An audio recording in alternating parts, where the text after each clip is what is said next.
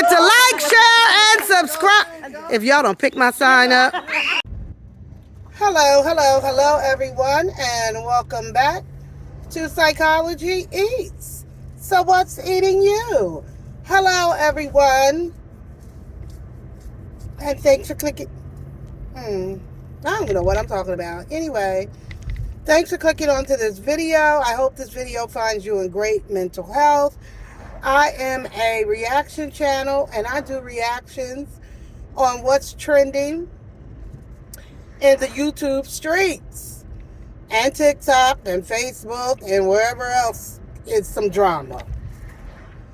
Anyway, I've been holding out on doing a story about Reesa Teesa.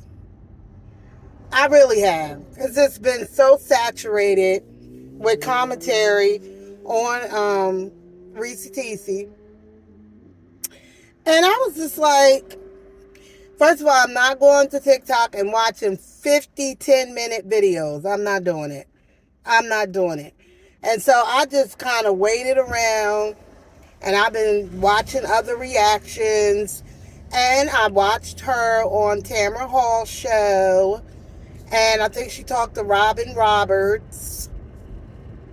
And I watched some of that. And so now I feel like I can do commentary because I feel like I got the whole story.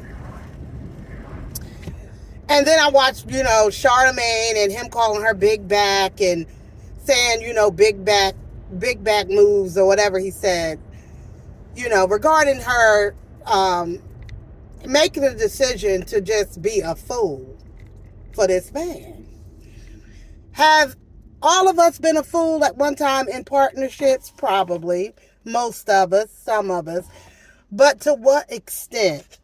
She took it too far. Okay, let's talk about on the psychological, mental health side of things. When you are any of us, most people are at the core of who we are. We're good people. We want to live our life. We want to make money. We want to have people who love us and we love them back. We want to be kind. We want to be fair. Right? We want to be good humans. Most of us. And then there are some people who, for whatever reason, genetics, environment, they are awful people.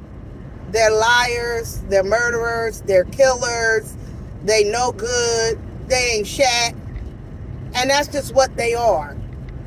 And so when somebody who has a effed up personality meets somebody who generally is just a decent person, for most of us who operate out of decency, we find it very difficult to believe that somebody can be an extreme liar, a manipulator, an awful person.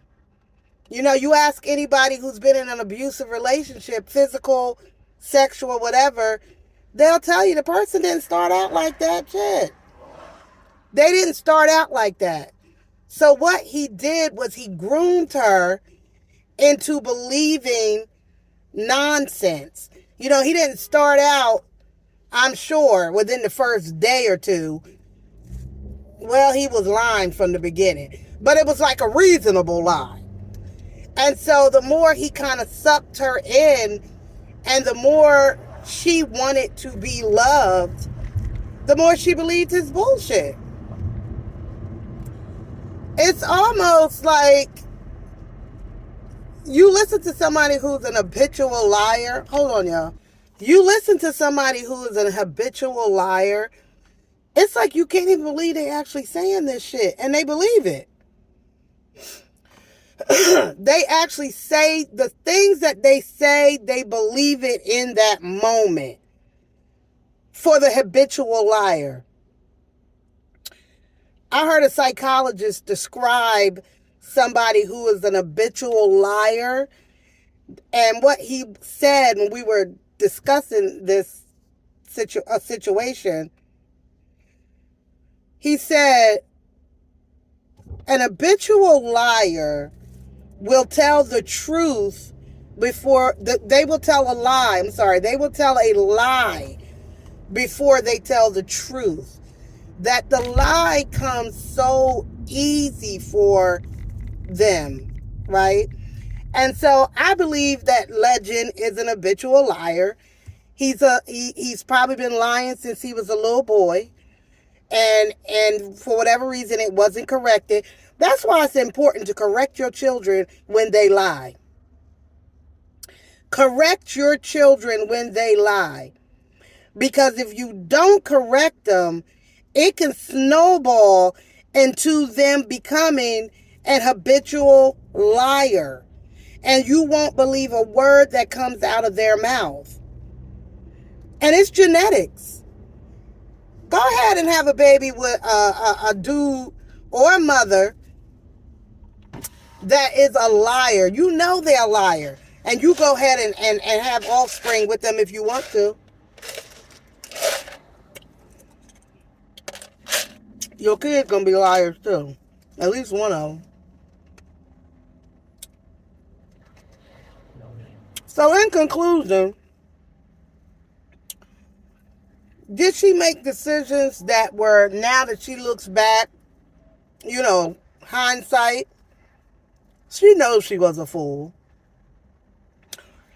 She has a good understanding, from what I can tell from her, from some of the interviews that she's done the work on herself, that she knows, like, my self-worth was not where it should have been. I was fiending for a man. Maybe she was fiending for some of that. Sometimes if that's real good, you be looking at them lies like, well, I know he had said he was going to buy me a BMW, he would if he could. You start making excuses for that man, honey. But in conclusion, everybody can learn a lesson. Everybody, especially you young girls, especially you youngins, take her story and say, you know what, I don't ever want this to be my story. If a man starts out telling all these ridiculous lies, chances are he's an habitual liar. And you're going to need to end that relationship or potential relationship, because it's not going to get any better. He's been lying since he was a child, and nobody corrected him. And so then he became a lying ass adult. And that's just what it is. And so, happy Women's Empowerment Month. And we're going to keep on doing these empowerment segments and getting people together. Bye. Guess what? I got to share with me and hit that like button. Hit that subscribe button. Hit that like button. And hit that little bell. Subscribe. Say subscribe to Psychology Eats. Subscribe to Cowboy Eats. Not Cowboy.